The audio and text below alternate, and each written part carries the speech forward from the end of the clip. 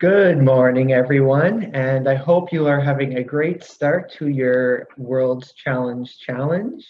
I'm very excited to see your ideas and learn a little bit more about everything that you guys are trying to do. So I'm David, and this is Jeff. And today we're going to talk to you a little bit about Homegrown and our story. So bear with us as we work our way through all of this. It's our first time doing a talk where we're literally just talking to a computer and we don't get any responses from our audience. So hopefully we have all the right cues down pat and this goes without a hitch. And yeah, I hope you guys enjoy our presentation, and we definitely look forward to talking with everybody in the breakout sessions happening after this. We do have a bit of a slideshow, so I am just going to share my screen with you guys. And then you might see me move our faces around a little bit, so no worries about that. We're just trying to make sure that you guys get to see all of the presentation. And I'll just make ourselves a little bit bigger so you can still see us while we're chatting. All righty. So yeah, as I said, I'm David, this is Jeff. We're here to talk to you about changing lives one farmer at a time. So we're going to review the journey that Jeff and I have been on over the past 7 years of knowing each other and what we've learned along the way. When it comes to maintaining a local focus to global issues. So we'll touch on that a little bit more here in the presentation, but in a nutshell, we just want to really encourage you guys to dream big, but think small. So anyhow, let's begin. My name, as I said, was David. I was raised as a farm kid in Howick, Ontario. We had dairy, and then later on, we had Clydesdales, cow-calf, chicken, and turkey, and so that's the farm that we still operate today. I went on to Wilfrid Laurier University, and I got my BBA. And while there, I actually started out in accounting, and then in my third year decided to transfer and switch to sustainable business strategy. And I focused a lot on food and rural affairs, and also got an environmental studies minor, focusing on kind of that same aspect. And then I'll pass it off to this guy. My name is Jeff Morrison. I'm from Truro, Nova Scotia, and I went to the Nova Scotia Agricultural College, which ended up being Dalhousie, and I have a Bachelor of Agriculture from Dalhousie. And I also have a Bachelor of Business and Business Administration from Valencia University of Applied Sciences in the Netherlands. So the program I actually studied was International Food Business, which I'm glad to say I've been able to use with the Homegrown and all the different projects that we've undertaken so far. So the first few slides we're going to be going through with everybody now is a little bit about the Homegrown story. So how we got started, how the idea kind of came to us, and a little bit of the tumultuous journey, but lots of exciting ups and downs to get to where we are now. And you'll learn very quickly that Jeff and I love puns and occasionally being a little corny. So this whole section is going to follow off one long pun dealing with plant growth. But we hope you guys enjoy. So we will start off with our ideas sprouting as we put the little seed in the ground, and when we were just babies and had no idea what we would grow into. So yes, thank you. I'm actually going to talk about how Jeff and I met. It is a story in itself. So you would have read a little bit about it in the bio, but in my third year of university, or I guess at the end of my third year, going into my fourth, when I was looking at a major change, Jeff was finished university and trying to figure out what he wanted to do with his life. And so we both ended up applying for the Canadian Food Grains Bank study tour to Nicaragua, where we were going to be studying food security issues and just having some great experiences getting into rural Nicaragua, being without internet or phone contact for sometimes days at a time, and really getting to experience the farming life out there. And so Jeff and I had never met. We ended up flying down on separate planes. I flew with a couple other people from Ontario, and Jeff joined up with the rest of the group in Houston before going on to Nicaragua. When we got there, I was there first of all of the group, but then as the rest of the group got there, we all loaded up on a bus, and I was, being the nice gentleman, of course, and helping the guy fill up his fill the bus with our luggage and all that stuff. And Jeff was already on the bus, and I had to sit with somebody when I got on because all the seats were taken. So I just sat down next to Jeff because he was the first seat I came to, and we were driving through the streets of Managua at night, and suddenly Jeff turns to me and just says, "Well, gas prices aren't too bad down here." And that was the start of Homegrown. It obviously went on from there, but we started chatting and getting to know each other. And throughout the trip, we had a similar bond when it came to business and agriculture, and also making an impact, making a difference in this world, doing something beyond just a 9-to-5 job, but something that could really, be proud of at the end of the day. And so during our trip, we ended up going into Matagalpa, and we went to a mountain community, and we experienced something called land banking, which kind of inspired Jeff and I, and that's truly where Homegrown has its original idea from. So I'm going to outline it a little bit here for you. So basically, with that version, a nonprofit organization used donor funds to purchase a parcel of land. And this land was then subdivided down into a bunch of micro farms. And then they would go and select a community of farmers, basically. So in Nicaragua, and actually a lot of developing nations, a lot of corporate food companies purchase up large parcels of land, and they get these farmers to work for them. They only get an acre to grow their own food on for their families. There's a lot of long work days. They often move from farm to farm every year, so they don't really get, a steady location. Malnutrition is pretty common. So this nonprofit would, select one of these groups of farmers and relocate them to this kind of land bank community. And they would each get their own micro farm that they would then microfinance, and would pay it off over a 10-year period. Through that time, the farmers would have access to resources and education from the nonprofit.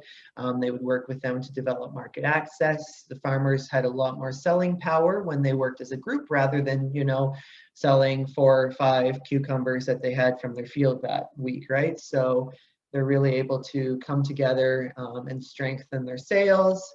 Through all of it, they would focus on developing new sustainable growing practices, teaching ways to deal with climate change and the effects that it was having on agriculture, as well as just, general soil conservation and maintaining moisture and all of that good stuff.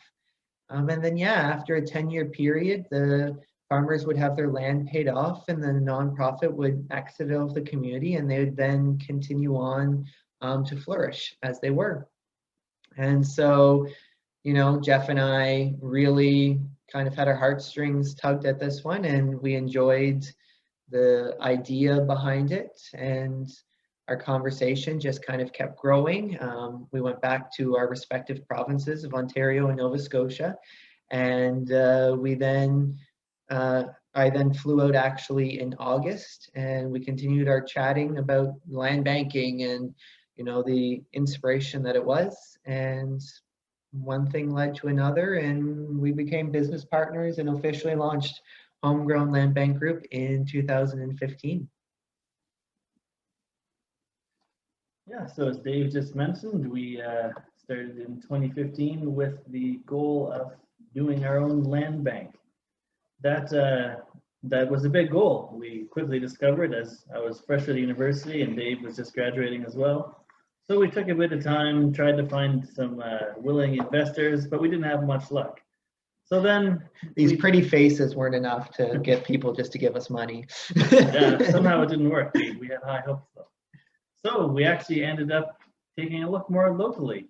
We ended up with finding an event called the International Plowing Match, which is here in southwestern Ontario. And we had it's about a 5 day event where they take a farmer, he takes a chunk of his field, and for about the duration of the 1 week, he turns it into a city block. So they run power poles, there's different booths and vendors and all sorts of really cool stuff. And it's a big deal in the agricultural industry. And we were fortunate enough that we were able to have a pop-up cafe. So you can see the picture there. It was one of the first years that we did this, and we served animes, lovely goods. We still have a great working relationship with them. So we served slices of pie, cups of coffee, and tea as well, nice tea. And it went very well. We discovered that it's a lot of fun serving people in the local community. And at the same time, we got to talk to a lot of different people in the community as well. And we realized that there is a need for local suppliers and local producers to be able to access more markets and have their products sold locally. So some of them would say, yes, we go to one farmer's market every week, but we want to go to 2 or 3, but they're all on the same day. It's just impossible. You can't go to all 3 on one day. It wasn't a really, there's just no way to do it. And between that and just people being too busy and stuff, we realized that there was a need to have a way for different producers and just farmers in the community to have their products available to the local community. So we started an online farmers market. And it was called the Homegrown Food Basket, which The Homegrown Food Basket was the name of our farmers market, and that's how we started. we'll just throw in the occasional detail that Jeff leaves out. Okay, so yeah, we were starting to see some great growth. Stuff was really happening, and we were excited for what we were starting to develop, and we saw the potential. And with every good drama story, there comes the twist, the turn, the downfall, the problem, so to speak. Or as we like to say, then comes the drought. So first, we decided that with the food basket doing so well, we wanted to try doing a brick and mortar store. It would allow us to serve the community directly, get to know our customers a little bit better. It would also make it easier for product storage. Up to this point, we were using the basement of my house to store all of our products that people were ordering online.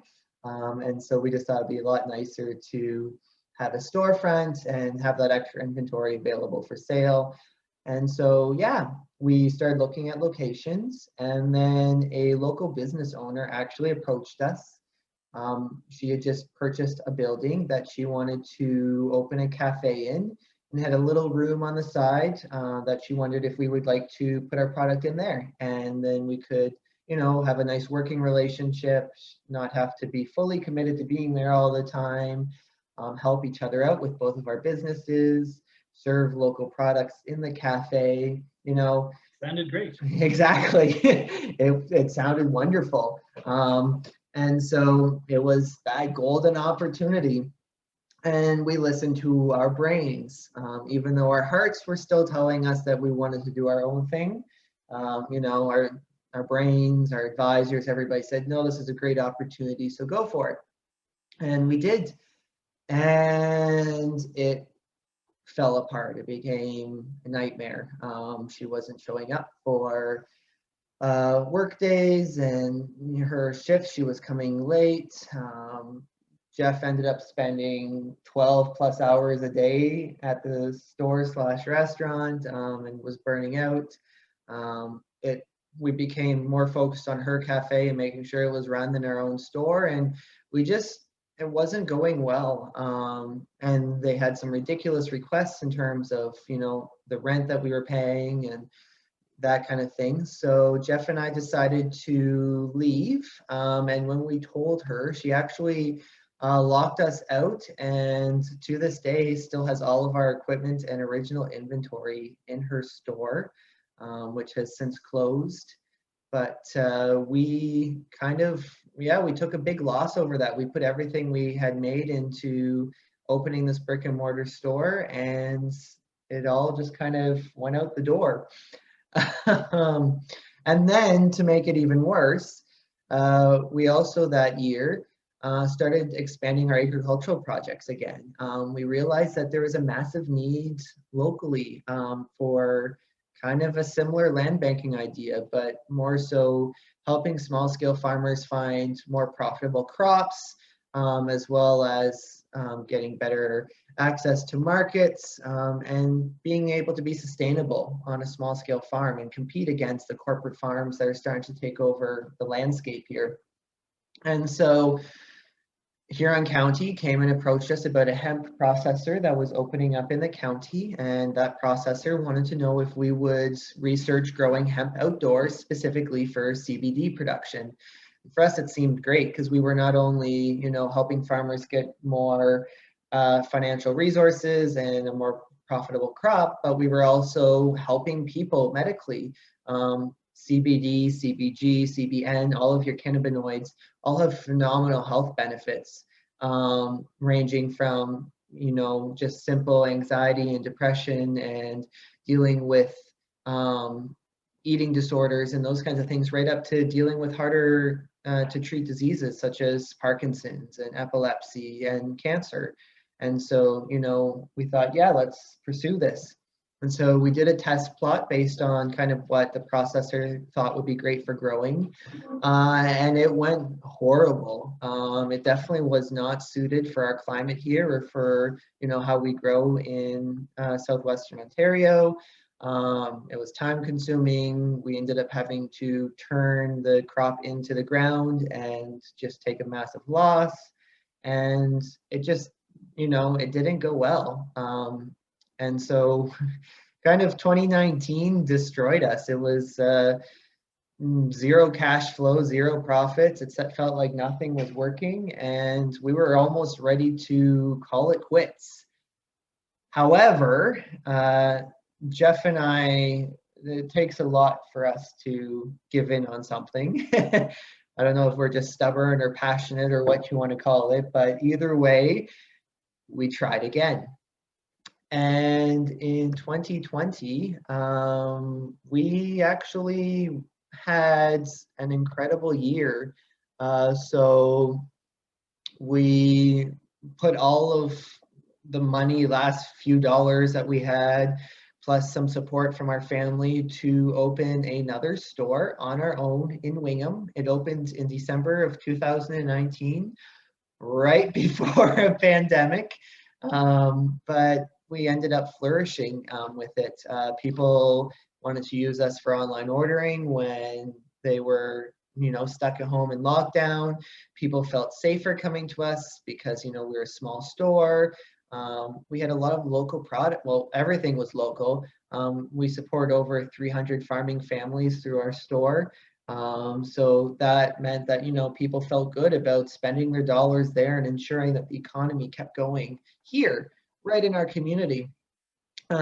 We also decided to retry our hemp trials. We ended up creating an amazing partnership with a greenhouse company down in Niagara-on-the-Lake that starts clones for us, and then we replant them outside. And we did a 2-acre trial last year, and it went beautifully well. There's always, twists and turns and concerns, and an early frost that killed our hemp off a little sooner than we'd like.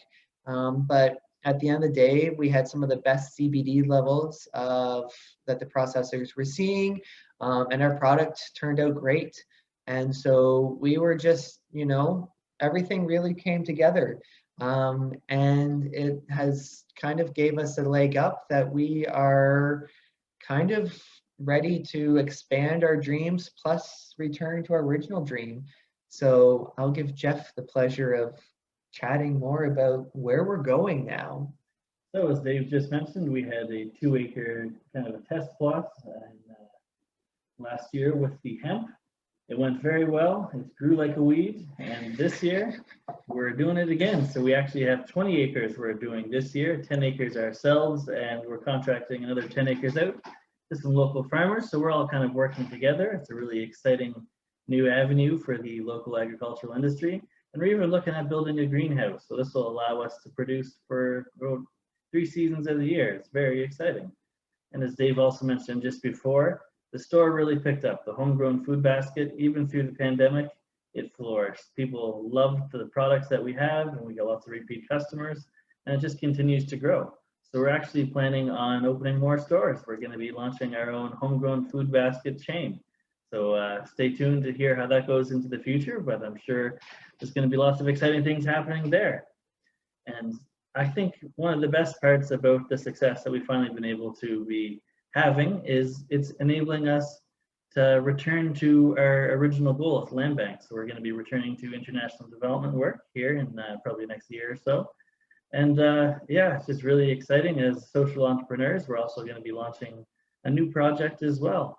And one of the most exciting things that happened so far this year, in my opinion, is we've begun our national expansion. We were fortunate enough to find a nice parcel of land in Nova Scotia, and we were able to purchase it with the business. And we're going to be expanding our experimental farm and the food basket model and the hemp and all sort of stuff out to Nova Scotia as well. Yeah, so it's very exciting as we kind of grow into the strong, thriving plant we've always hoped to be.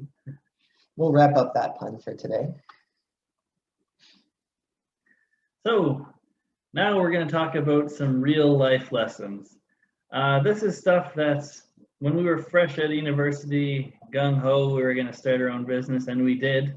And stuff, this is just some of the things that we learned along the way with the various ups and downs that you've mentioned, and stuff we wish we kind of would have known at the starting point before we dived right in. But now we're going to share that with you. So I hope to keep your attention here in the next few minutes. And these are our real life lessons and what we've learned from the field.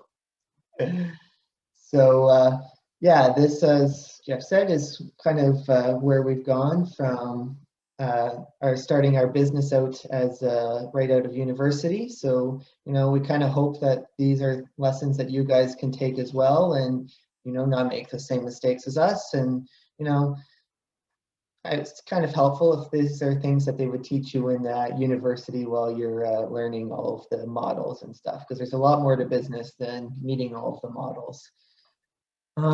So our first one, kind of the whole reason why we named this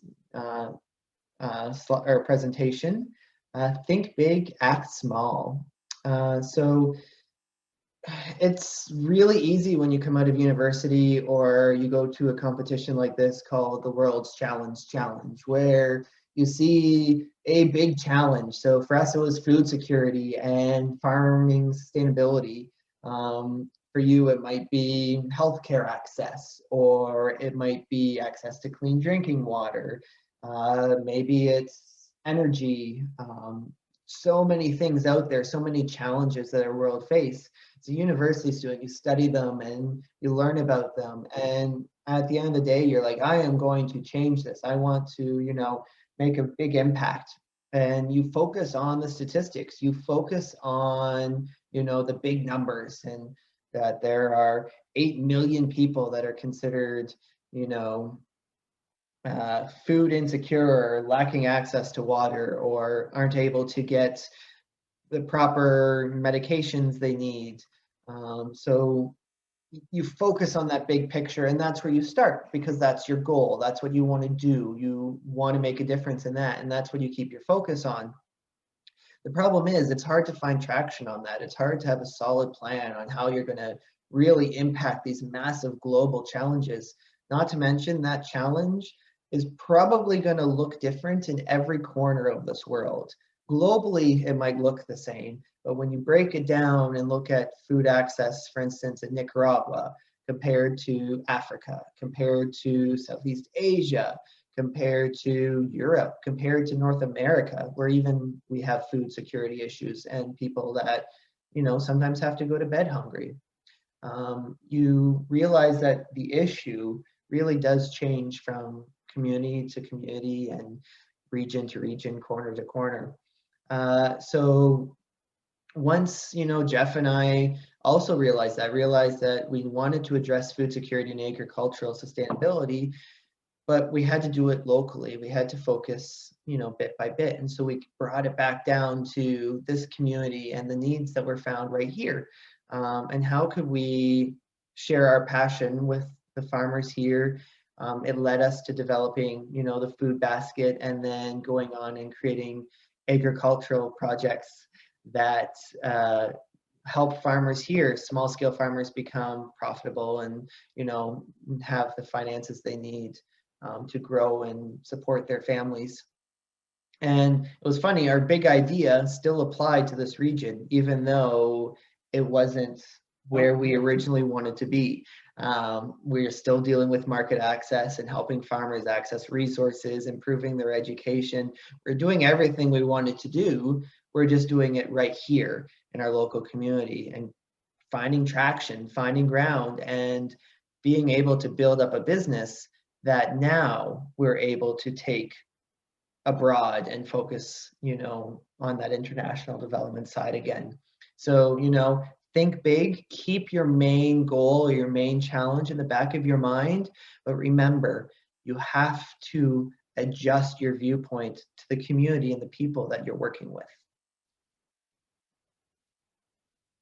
So one of the next big things that we learned as we went through our entrepreneurial journey, and we continue to do so, is don't forget to listen. So what we mean by that is you can learn more from the people in your communities, wherever that may be, than you'd expect. So the first thing we encourage you to do is learn where you are, whether that's an idea for this competition or a project in your personal life, whatever it may be.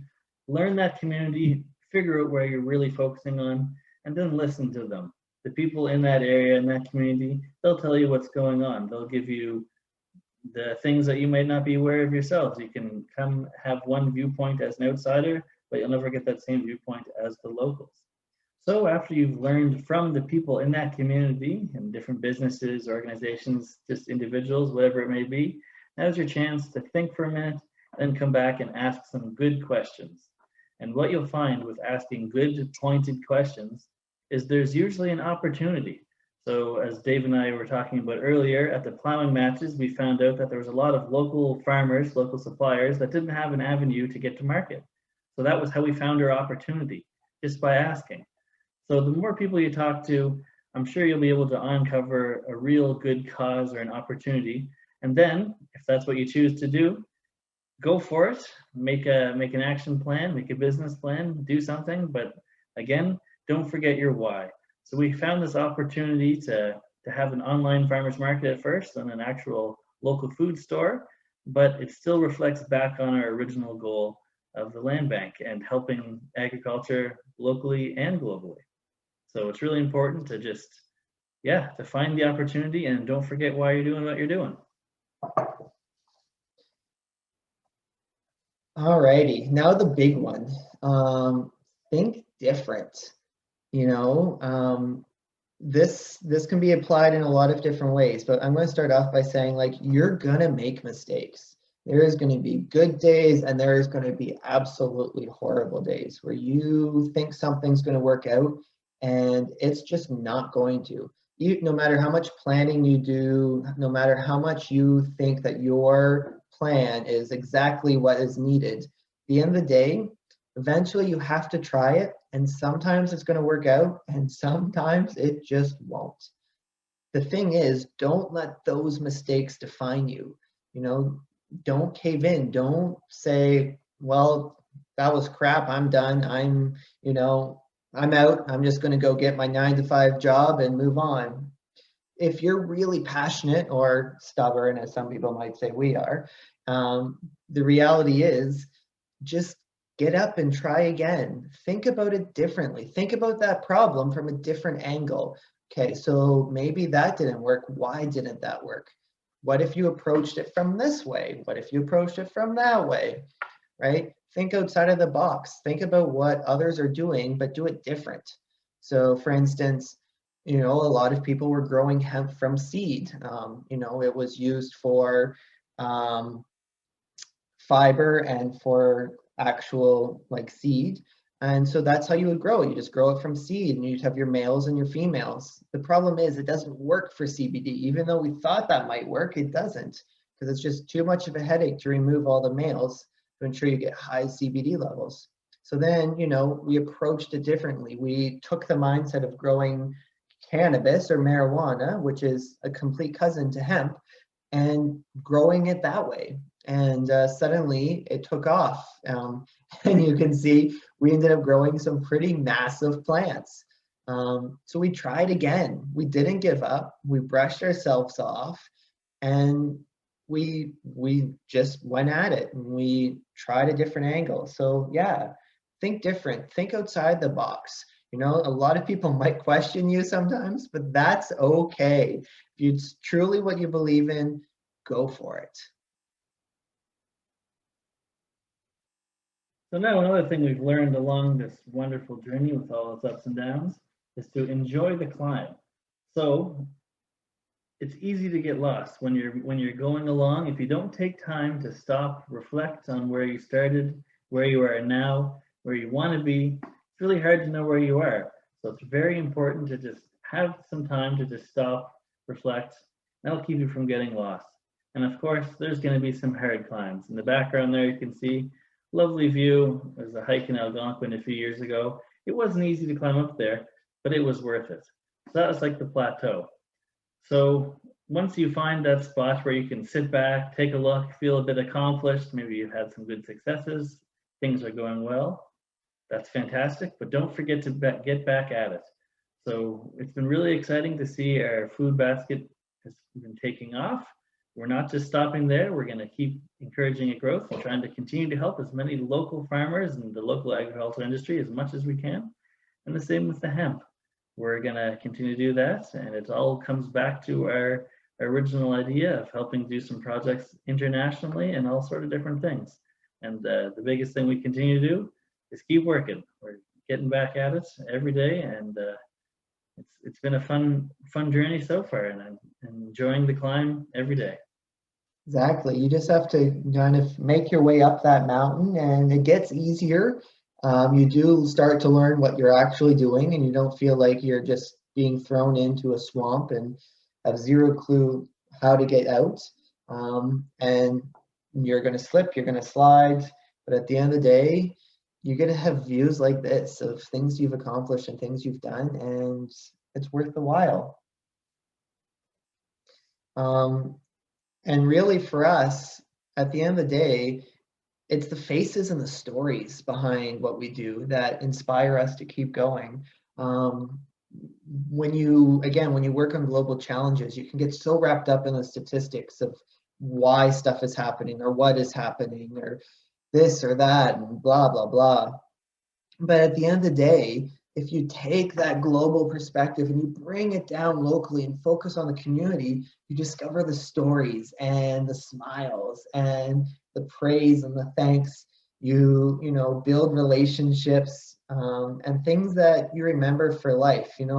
At the end of the day, when our time comes, we're not going to be remembered for reducing food security by 3% in the world. We're going to be remembered by the farmers and the families that we affected and how we improve their lives. So that's where your true reward and passion comes out. And we're going to share a few of these stories with you guys so that you can understand why it's important to, focus small, think big, focus small. And so the first one, Martin, I'm going to move you guys around one more time, maybe a few more. You're probably getting dizzy of looking at school all around the screen. But Martin is our original inspiration. Martin is the reason why Jeff and I do what we do. And honestly, I don't think there's a single presentation where we don't talk about Martin. But yeah, he was an incredible man. We met him down in Nicaragua, in Matagalpa, actually, where the land bank was. He was one of those typical corporate farmers that moved from plot of land to plot of land. He had a wonderful family that, his kids weren't getting a great education. They were malnourished. It was a tough life for him. And he was volunteering for an organization called AMC that does the original land bank model. And he was, trying to help with malnutrition, with farming families. And he just really, really had a drive to make an impact for his family, make a change, give them a life that he didn't have growing up. And so he decided to enroll in one of the land bank communities. And so he got his farm. You can see him pictured standing here. This is right behind us is the house in this middle picture, and that's their view. So he named his farm Buena Vista for obvious reasons. But the things he accomplished in his 10 years were incredible. So he paid his farm off in less than 10 years. I think it was about 8 years, actually. So he was able to support his family. His kids were able to get an education. He was actually able to pay for his daughter to go to nursing school. And, at the end of the day, he said, for him, it was in being able to give something back to his family that really, really mattered to him. And, he was able to create a life for them. So yeah, it was Martin's by far one of the best stories and inspirations, and a face I don't think I will ever forget. Definitely. And next, we're going to show you a little bit of one of our vendors with the food basket. This is Bayfield Berry Farm.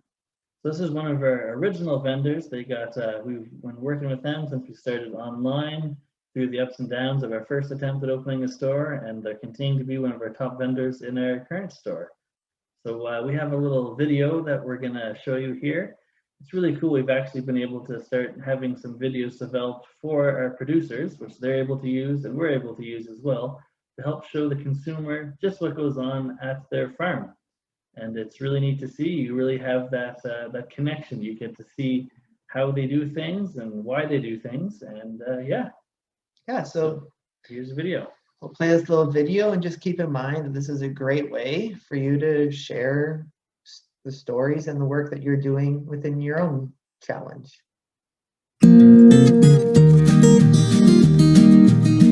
I'm Marlene from Bayfield Berry Farm. We're a fruit and berry farm. We grow everything and make it into finished product. Anything from sweet to hard ciders to preserves, pies, everything along the way. We focus on start to finish, so anything from growing the fruit right to the finished product. It's very important to us to have the whole story here on our farm and have the value-added products for you to enjoy. So basically we start in the spring with pruning of the orchards, to spring planting, to the maintenance of weeding and watering, right up to the harvest. We freeze a lot of fruit that we can work with throughout the year, from start to finish, basically the whole circle. We're known for pure fruit juices that do have a lot of health benefits and antioxidant and nutritional values.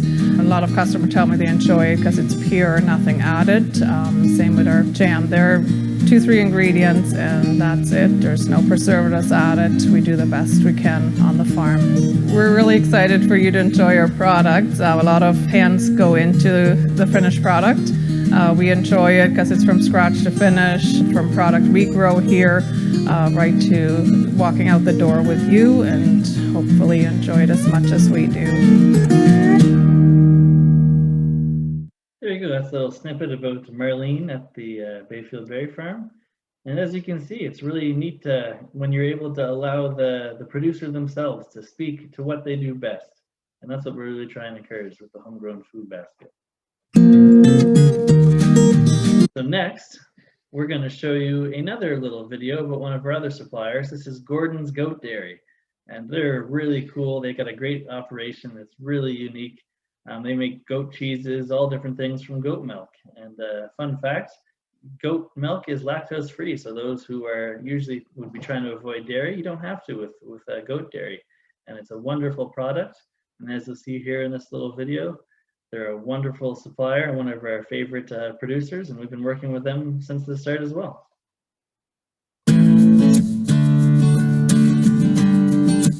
I'm Bethany, my husband Gordon, and we're from Gordon's Goat Dairy. We make all sorts of delicious goat cheeses right from our farm. We make several different types of cheeses, from soft cream cheese right up to our hard cheddars and anything in between. We grow non-GMO crops. We own 200 acres that we grow them on. We have our own goats, and we are truly farm to fork. We grow the crops, milk the goats, make the cheese, market the cheese, and we get in our truck and we come visit your favorite store and deliver your favorite cheeses. We are pleased to hear our customers report that they love our cheeses. They don't get the tummy upsets. They can eat it and cook with it and grate with it. They can do whatever they want to do with it, and it doesn't smell goaty and doesn't taste goaty. And they say, we can't believe it's goat cheese. It's like, yeah, told you. So there you go, another great little short video, just really encompassing everything they do down at Gordon's Goat Dairy. And it's wonderful as for the customers of our homegrown food basket as well. If they want to find out more information, we have videos available and they can almost get a little tour themselves.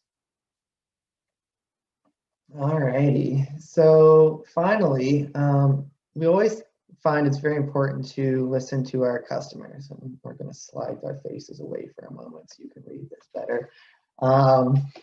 So, you know, the community that we work in, we love to support them however we can, whether it be through, you know, providing donations to local organizations or, you know, product to the local food bank, whatever it might be, you know, we can provide support that way. But we also just support our customers and, you know, are able to provide them with great foods that they can feed their families. And we get all sorts of great comments and feedback. There's, you know, a few different of our favorite ones on the screen here, and I'm not going to read through all of them, but I'm going to point out two of them. So the first one on the left from Anne is an incredible little quote that I'll read for you here. I'm here in Kitchener and my mom is on her own in Wingham. As the pandemic goes on, I hear her sounding more and more fearful about going out for groceries. And so I ordered a basket from you folks. First, it was easy. Your website made the process clear. Secondly, and most importantly, I got value for my money. I was overwhelmed. It was all items that my mom needed and was afraid to go out for, and she needed them. So thank you for helping me look after my mom. Thank you for creating a needed, useful, and valuable service in a small town. And for us, that was just such a heartwarming experience, because we weren't only just, you know, giving groceries to our customers, but we were allowing a daughter to take care of her mom and have a little bit more peace of mind and knowing that she, you know, was being well nourished and getting great products. Another one I want to point out is the middle one on the other side from Alyssa. It says, I adore this shop. David and Shelley are gorgeous human beings who so obviously love and live what they do. They go above and beyond for their customers, and David takes great care in choosing what he offers. The best meat and produce in town as far as I'm concerned, and you couldn't ask for better customer service. For us, that was just such a moment of realization that when we live our passion, when we do love what we do, the community and our customers and the people around us see it. And then suddenly that original goal you had becomes everybody's goal, because they support you in what you're doing, because they know that you're true and you're honest and believe in it as much as you possibly can. And so, yeah, for us, it kind of, you know, was a real aha moment that no matter what you're doing, you know, really focus on those individual stories, because in there, that's where you're going to find the rewards, you're going to find the passion, and eventually you'll find the support and the network you need to conquer that global challenge that you want to conquer. I'll just bring us back. There we are. So here I'm just gonna kind of run through those key points that we talked about here in the presentation. So, for starters, think big, act small. So it's great to have a big goal, we sure do, but we couldn't get it off the ground without first acting small and applying it to the local community we were in. Also, don't forget to listen. You're not going to know what you're doing or if you're on the right track or anything else unless you listen to the community, whether that's your customers, other businesses, wherever it may be. Don't forget to listen. Think differently. So this is a really important one in my mind. So maybe you have a problem or an idea or something that you're working on for this challenge here that you're in. Maybe there's other people who already have a solution to the same issue you're trying to focus on, to conquer. That's great. Maybe look at it from a different angle. Kind of just change your perspective, think differently. And then again, don't forget to enjoy the climb. It's a lot of hard work to be a social entrepreneur, but it sure is worth it. There's nothing like seeing the customers smiling or the producers or the vendors, everybody involved. It's just wonderful to be having the success that we're able to have and for have everybody involved benefiting. Yeah, just, this is our recipe to change lives, and go out and change lives. Be excited for what you do. But, no matter what, focus on that local community. Keep that global perspective, but focus local. And in case you really enjoyed the presentation, I hope we didn't bore you too much. We have our contact information up here, and you can also check us out online at the homegrownfoodbasket.com and homegrownlandbankgroup.com. Yeah. Find us on Instagram and Facebook as well.